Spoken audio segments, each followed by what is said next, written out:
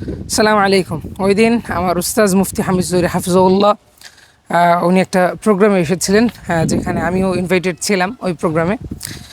তো হজরত আমাদেরকে একটা ঘটনা শুনিয়েছেন প্রোগ্রামের মধ্যে। ঘটনাটা এমন যে মুআবিয়া রাদিয়াল্লাহু আনহু ওনার যে খেলাফত ছিল সেই খেলাফতের শেষ দিকে সম্ভবত যখন তিনি ইয়াজিদকে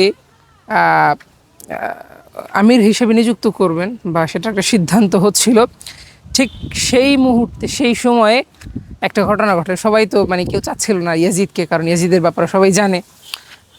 তো হজরত যেভাবে বলছিলেন, যদি ঘটনাটা আমি তাহকিক অনুযায়ী অন্যভাবে পেয়েছি এবং পড়েছি অন্যভাবে, হজরত বলেছিলেন যে তখন তিনি সেনাপতিকে বললেন যে তুমি খুব সংক্ষিপ্তভাবে, খুব খুব চমৎকার একটা বক্তৃতা দিবা, যাতে করে সবাই তোমার কথা শুনে ইয়াজিদকে খলিফা হিসাবে মেনে নেয়। খুব খুব চমৎকার একটা বক্তৃতা তুমি দিবা। তো এই কথা যখন বললো, সেনাপতি বললো এটার জন্য আমার একটু লং টাইম চাই, কিছু সময় আমি চাই, যেই সময়টা আমি এই বক্তৃতাটা বানাইতে নিব।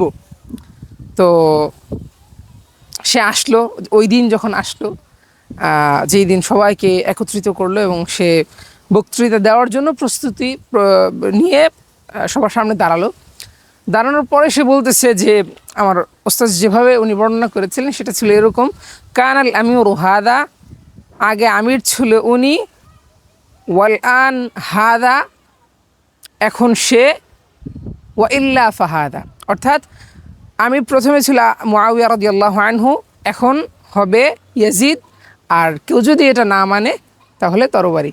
মূলত এবারত এরকম ছিল যে আমি যেটা পেয়েছি যে হাদা আমিরুল মুমিনিন ফা ইন হালাকা ফাহাদা ওয়ামান আবা ফাহাদা, যদি বর্তমানে আমিরুল মুমিনিন হচ্ছে মুআবিয়া রাদিয়াল্লাহু আনহু, যদি উনি মারা যান তাহলে ইয়াজিদ, আর যে না মানবে তার জন্যই তরবারি।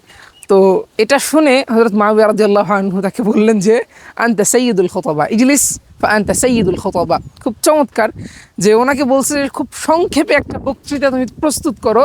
উনি খুব এত সংক্ষেপ করছে যে 3টা বাক্য মাত্র, যে হাদা আমিরুল মুমিনিন ফা ইন হালাকা ফাহাদা ওয়া ইল্লা ওয়ামান আবা ফাহাদা।